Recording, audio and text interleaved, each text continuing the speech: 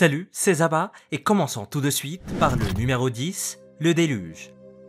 L'une des coïncidences historiques les plus étranges que l'on puisse trouver dans le monde entier est le mythe d'un grand déluge. La plupart des gens connaissent l'histoire du déluge biblique que l'on retrouve également dans les trois grandes religions monothéistes. Dieu a inondé la terre pour se débarrasser des géants Néphilim et Noé a sauvé tous les animaux dans son embarcation. En réalité, les mythes du déluge existent depuis plus de 4000 ans et curieusement, ils se ressemblent tous de manière très troublante. Les Babyloniens disposaient de leur propre version du déluge qui est remontée au XVIIe siècle avant Jésus-Christ, dans laquelle une race de géants s'était rebellée contre les dieux et avait dû être rayée de la surface de la terre par une grande inondation. Le créateur des humains, le dieu Enki, avertit un homme nommé Utnapishtim de l'arrivée du déluge afin qu'il puisse construire une arche et sauver sa famille. On estime que cette histoire a été racontée environ 2000 ans avant que l'histoire de Noé ne devienne populaire. Mais ce n'est pas tout. Dans la mythologie inca, il y a 500 ans, les Incas avaient leur propre mythe du déluge. Le dieu créateur et être suprême, Kon-Tiki, a créé une race de géants à l'aube de la civilisation. Mais les géants sont devenus trop difficiles à gérer. Ils étaient exaspérants, n'obéissant pas aux ordres et causaient toujours des ennuis. Kon-Tiki a donc transformé les géants en pierre et envoyé un puissant déluge pour les éliminer. Après le déluge, il créa les humains qui s'avérèrent beaucoup plus respectueux des règles. Et on peut remarquer que c'est dans les grandes lignes la même histoire qui s'est répétée au fil des siècles. Mais le plus choquant est sans aucun doute que les Incas ont inventé la même histoire que les Babyloniens. Les deux civilisations n'ont jamais eu de contact et ont vécu à des millénaires d'intervalle. Mais pour une raison très étrange et mystérieuse, les anciennes civilisations du monde entier croyaient que des géants régnaient sur la Terre et qu'ils avaient été anéantis par un déluge. Pour certains, cela est une preuve qu'il y a au moins une part de vérité dans ces histoires. J'aimerais bien savoir ce que vous en pensez. Numéro 9, le mystère Toutankhamon.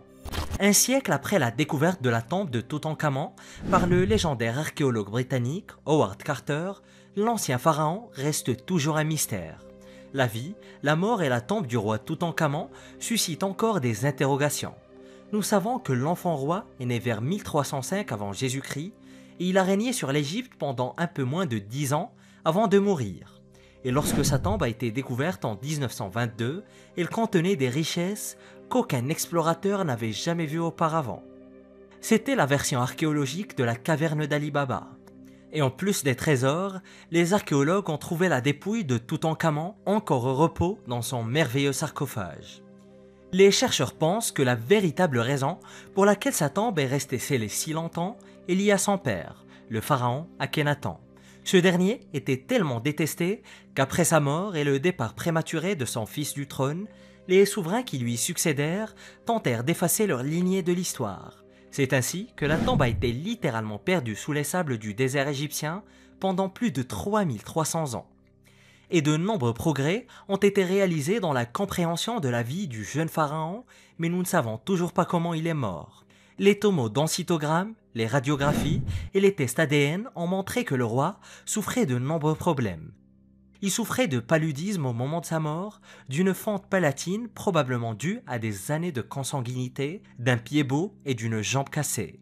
Mais les scientifiques n'arrivent toujours pas à déterminer exactement ce qui l'a tué. Numéro 8, les lignes de Nazca. En 1926, l'une des plus grandes découvertes de l'histoire a été faite à 402 km au sud de Lima, au Pérou, près des rives de l'océan Pacifique. S'étendant sur une très grande plaine désertique, un mystère vieux de plusieurs milliers d'années s'est dessiné. Les lignes de Nazca couvrent environ 273 km² de terre plate et vide. Le sol y est parsemé d'images incroyablement complexes, dessinées à la main il y a des milliers d'années. Les géoglyphes comprennent des images d'animaux, des motifs abstraits compliqués, des images d'êtres étranges qui ressemblent presque à des extraterrestres, même des sortes d'empreintes digitales de géants. Ils ne semblent suivre aucun schéma précis. Ils sont dessinés au hasard, comme le ferait un enfant, très doué, avec un crayon et un bout de papier. Et l'homme moderne a vu ces lignes pour la première fois il y a un peu moins de 100 ans après l'invention des avions. Les géoglyphes sont vraiment énormes, certains mesurant plus de 48 km de long. Il est impossible de comprendre ce qu'ils représentent depuis le sol, et même les voyageurs qui ont traversé les lignes dans les années 1500 pensaient qu'il s'agissait de vestiges de route. Ce n'est que lorsque les pilotes ont commencé à survoler la région qu'ils ont réalisé que les lignes formaient des images massives. Vu d'en haut, on a l'impression qu'un géant a dessiné du bout des doigts tous ses animaux préférés dans le sable. Les personnes qui ont réalisé ces géoglyphes appartenaient à la culture Nazca. Ils ont vécu dans toute la région à partir de 100 ans avant Jésus-Christ et ont prospéré jusqu'à 800 après Jésus-Christ. Et leurs géoglyphes étaient gravés dans la terre à des moments aléatoires de leur règne. Ils pratiquaient également la momification et la modification crânienne, mais nous ne savons pas vraiment qui ils étaient et comment ils ont réalisé les géoglyphes. Mais le plus grand mystère qui perdure est que personne ne sait pourquoi. Mais si vous avez des théories, n'hésitez pas à me les dire. Numéro 7. Le mystère des gardiens. Le mystère des gardiens du phare d'Alien Mort est récent, mais il mérite tout de même notre attention. Le mystère a commencé en janvier 1900. 3 gardiens de phare, Thomas Marshall, James Ducat et Donald MacArthur, disparaissent sur l'île d'Alien Mort au large de l'Écosse. Les gardiens s'étaient rendus sur l'île pour entretenir le phare, mais lorsque l'équipe de remplacement est arrivée, les 3 hommes avaient disparu. Ils étaient introuvables, mais le phare lui-même était en parfait état. Il n'y avait aucune trace de lutte, aucun signe de violence et aucune trace des gardiens. Le seul élément qui sorte de l'ordinaire est que 2 de leurs vestes ont disparu, ce qui laisse supposer qu'ils sont sortis et ne sont jamais revenus. Mais cela suggère également que l'un des gardiens est sorti sous un violent orage sans aucun vêtement de pluie. Au terme de l'enquête, les autorités ont conclu un accident. Selon la version officielle, les 2 hommes portant des vêtements de pluie ont été emportés par les vagues. Le 3e homme a été emporté par l'eau lorsqu'il a tenté de les sauver. Cependant, il n'existe aucune preuve que cela se soit vraiment produit, et depuis, les spéculations vont bon train. Personne ne sait ce qui s'est réellement passé avec les gardiens du phare. Mais l'une des théories les plus populaires, vous l'avez deviné, est qu'ils ont été enlevés par des extraterrestres. Mais que pensez-vous véritablement qu'il se soit passé? Faites-le moi savoir dans les commentaires. Numéro 6. Le pigment Han. Le pigment Han est un pigment utilisé il y a plus de 2000 ans en Chine pour éliminer la 3e dimension. Cette phrase peut vous sembler très bizarre, mais ne vous inquiétez pas, tout prendra sens. Le pourpre de Han était utilisé pour décorer des poteries, colorer des guerriers de terre cuite et était le pigment préféré de nombreux artistes de l'Antiquité. Mais les gens ont soudainement cessé de l'utiliser vers l'an 220 après Jésus-Christ. Et la recette de ce pigment étant perdue à tout jamais, ou en tout cas jusqu'en 1992, date à laquelle Elizabeth Fitzhugh du Smithsonian l'a retrouvée.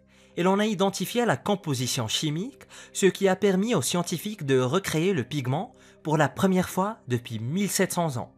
Le pigment de Han était d'un violet vif, composé de barium et de silicate de cuivre. Et personne ne sait comment les Chinois de l'Antiquité ont pu créer ce pigment il y a si longtemps. De nombreux chercheurs pensent qu'il s'agit d'une découverte accidentelle au cours du processus de fabrication du verre. Pour créer ce pigment violet, tous les éléments doivent être fondus ensemble à des températures de plus de 982 degrés Celsius. Et puis, il y a toute cette histoire de 3e dimension. Très récemment, les scientifiques ont découvert des propriétés quantiques chez ce pigment. Ils ont découvert que lorsque le pigment est refroidi à des températures extrêmement basses, ces ondes magnétiques cessent d'exister dans la 3e dimension. Cela se produit lorsque le magnétisme est extrêmement élevé et que la température est proche du zéro absolu.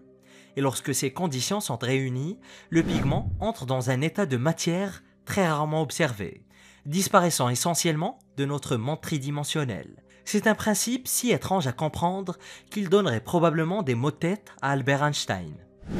Numéro 5. Les mégalithes d'Océanie. Les incroyables mégalithes d'Océanie sont un immense mystère. Ils font partie des monuments les plus intéressants de la planète, mais aussi des moins étudiés. Les sculptures Moai de l'île de Pâques sont certes très intrigantes, mais il existe tant d'autres monuments à travers la Polynésie que personne ne connaît. Il y a les statues de Ivaoa, l'ancienne forteresse de Nouvelle-Zélande, la pyramide de la jungle de Rapa Iti et le temple détruit de Taputapuate à Marae dans les îles sous le vent, sans oublier le Manga à Maui dans le royaume des Tonga ou les ruines disséminées dans les îles hawaïennes.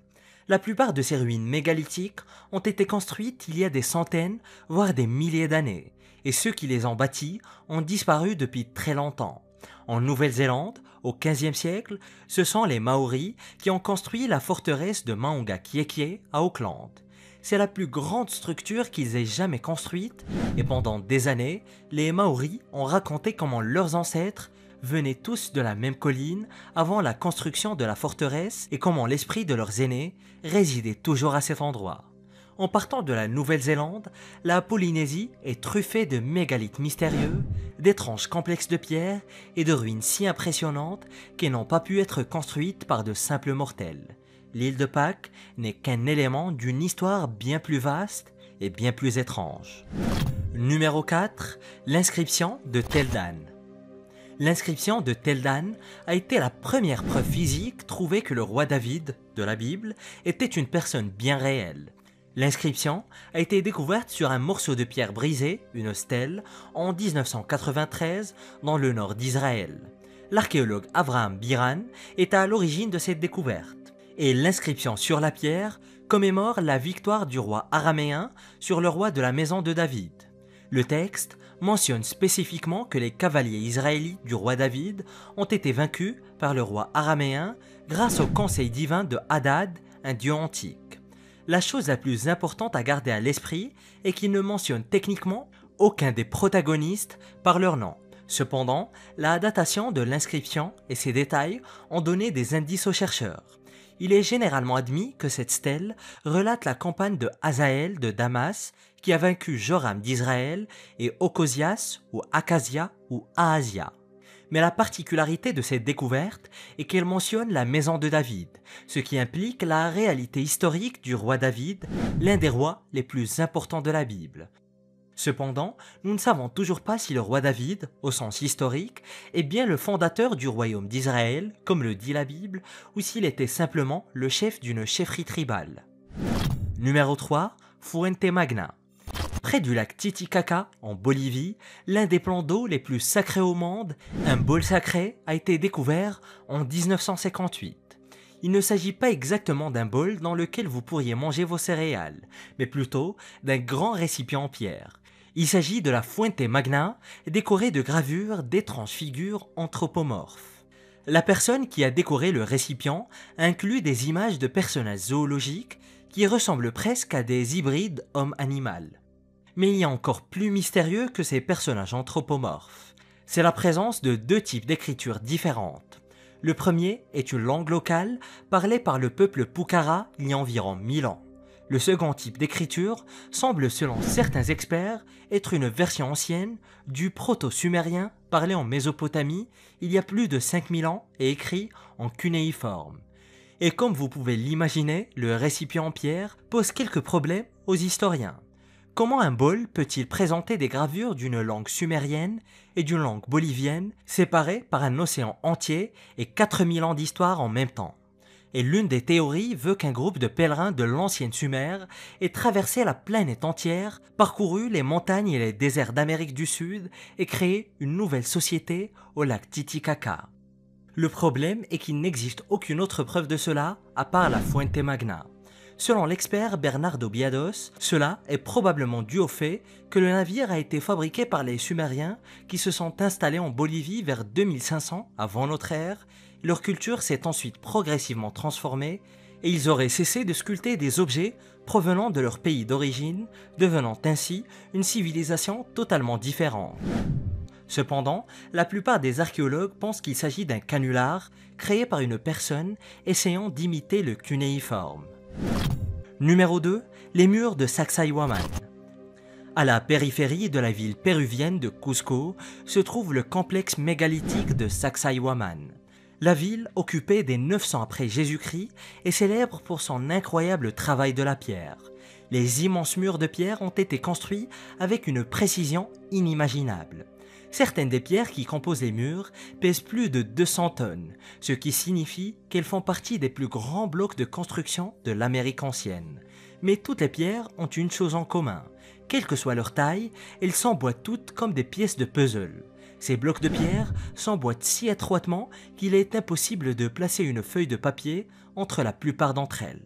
Certaines de ces pierres ont même des bordures et des coins arrondis, comme si elles avaient été découpées au laser. Pendant des années, les scientifiques sont restés perplexes en essayant de comprendre comment les anciens habitants de la région avaient créé des murs aussi solides. Et les pierres, imbriquées les unes dans les autres, ne ressemblent à rien d'autre que l'on puisse retrouver en Amérique du Sud ou dans le reste du monde d'ailleurs. Mieux encore, il ne s'agit pas de briques empilées uniformément, mais de blocs géants taillés avec précision pour s'emboîter dans d'autres blocs aléatoires. Certains affirment que les bâtisseurs ont utilisé un liquide spécial qui faisait fondre les roches pour qu'elles s'emboîtent les unes dans les autres. Ce liquide aurait été dérivé de plantes naturelles trouvées au Pérou. D'autres, comme l'architecte à la retraite, John Macaulay, affirment qu'il n'y avait rien de spécial. John affirme qu'il s'agissait d'une technique de construction intelligente utilisée par des ingénieurs de l'époque, mais cela n'explique pas comment les anciens habitants de cette cité disparue ont réussi à déplacer des blocs de pierre aussi lourds qu'ils auraient nécessité la force d'un millier d'hommes. Numéro 1. Tumulus dans la campagne.